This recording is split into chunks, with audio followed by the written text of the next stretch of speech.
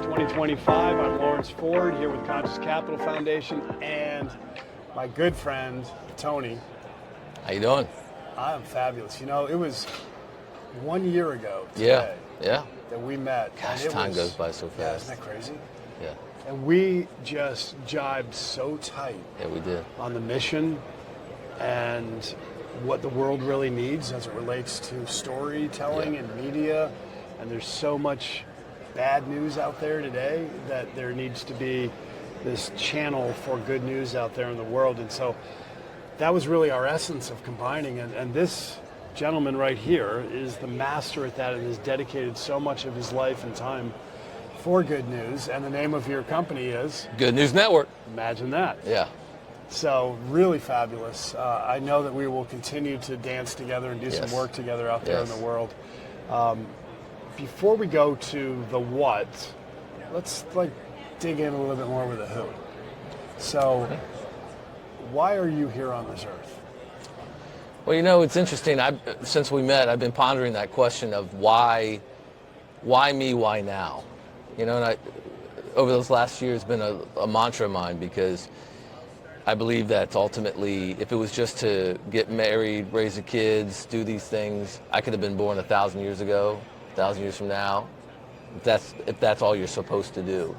So ultimately, I woke up to this challenge, like why me, why now, ultimately allowed me to feel more comfortable in this opportunity that the world right now presents to me. And so why I was born, or, you know, that's, you know, a question that I'll like to ask ultimately one day when in the next life. But why me, why now is ultimately this challenge that's posed to me, and I think to any of us, is, you know, the circumstances that you're in you can use ultimately for a force of good. You know, everything I'm doing professionally, I think personally and spiritually, lends to so many different circumstances that happen in my life. What were you doing at age 16, 17? 16, 17, living in Virginia with my family, still in high school and daydreaming. About? You know, it's a great question because I always felt like I was inspired to change the world, but I never told anybody because it sounded so silly. But at that time, that's ultimately was some of my guiding light of why I didn't do certain things, because I felt that light.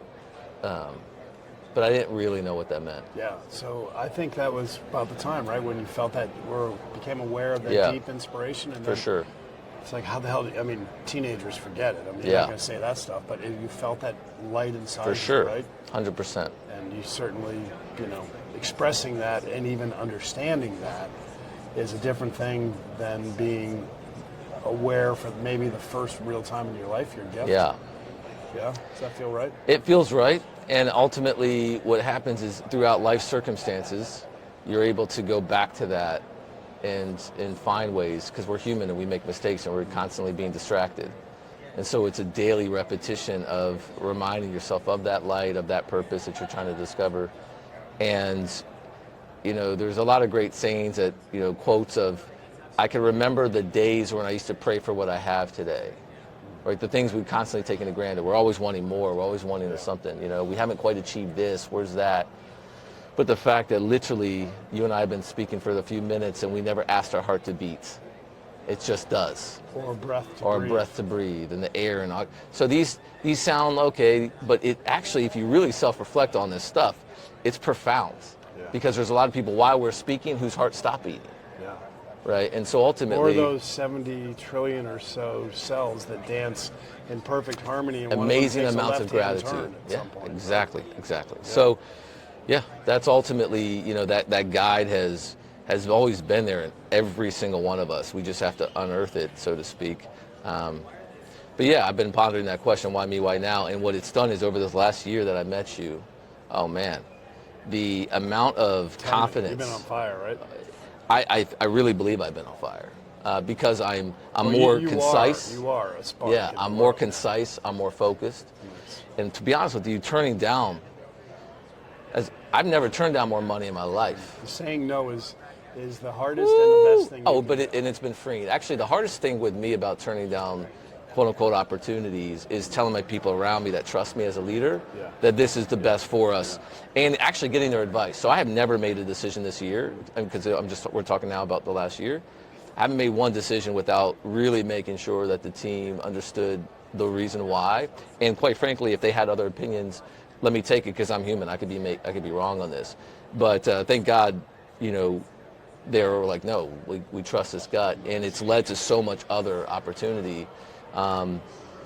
And that confidence has led to, like, since we met, I produced this incredible Coldplay feature doc that I'm actually in, which is incredible. The experience filming, I mean, literally one of the most profound movies I think will come out. It's called Dream Fever, and it's featuring Emmanuel Kelly, who was left to die in a shoebox in Iraq because they said he was deformed, and he was adopted by this incredible Australian mother of a saint. Raised him up, got him all the surgeries. He has 2 prosthetics and armed, and he went on Australia's X Factor singing and got millions and millions of views. Chris Martin then took him under his wing, but before Chris Martin did, I befriended him years ago and helped him out when he was really down and out, and now he's risen and was the first differently able to open up for one of the biggest rock bands in the world. So that experience. Being part of that was incredible. We're doing a really big feature film this fall on a real Shawshank Redemption type story. Nice. But really just focused on some of these. No part. You okay? You want some water? I'm got good. some water? I'm falling apart here with my buddy Tony. Thank you, sir. See, those aren't tears of emotions, or tears of I got to get some water in me. But you're such an actor, you need it. There we go. So here's how I want to wrap this up. Yeah. Tony, you do such incredible work. Thank you, bro. You really, really do, man. And you got the heart of gold. Thank you. And I want everybody to make sure that they stay connected with you, because you are such a force of nature. Thank you, sir. That you're attracting opportunities and things like this all the time.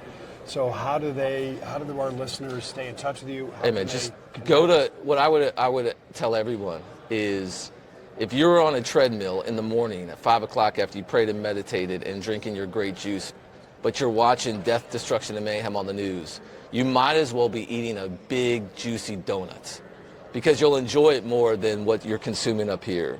So if you can, just like you want to get your steps in and you want to eat right, you want to move, just get 2 to 5 minutes of good news a day. It will lower your cortisol levels, it will spike the good hormones, and it will do your body good. So don't even worry about connecting with me. Connect with good news. Go to Google good news, and you'll find GNN. Enjoy just a few articles a day. Watch out for this year, we're going to revamp the entire UI UX. The YouTube channel will be one of the best channels where we'll curate the best of the best content for good food, good travel, good health, good earth, and also have fun games coming out so you can get your 2 to 3 minutes a day. Stay tuned to this force of nature. Go eat that good news. Go eat it. All right. I love you, man. Love you too, brother. Thank you, man.